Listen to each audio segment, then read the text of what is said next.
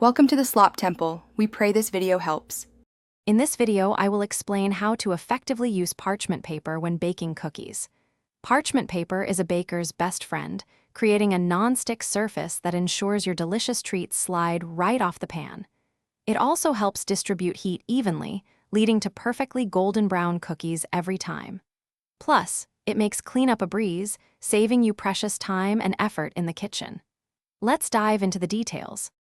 The benefits of using parchment paper are numerous. First, your cookies will effortlessly release from the pan, preventing any breakage or sticky situations. This means perfectly shaped cookies every time. Second, it acts as a protective barrier for your baking sheets, keeping them clean and extending their lifespan by preventing burnt-on messes. Third, you can easily transfer baked cookies and reuse the same sheet for 2 or 3 batches, saving time. Using parchment paper correctly is simple. First, unroll a sheet and cut it to fit your baking pan, allowing a slight overhang on the sides for easy lifting. Next, lay the paper flat on your baking sheet before placing your cookie dough. This ensures an even surface for baking.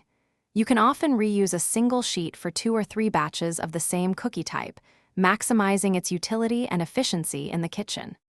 While parchment paper is excellent, there are alternatives and best practices. Silicone baking mats, for instance, are a fantastic reusable option, offering similar non-stick properties.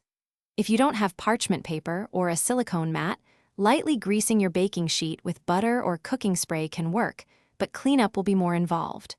Remember to let your cookies cool for a few minutes on the parchment paper before moving them to a wire rack. Thanks for watching. Consider subscribing if we helped you.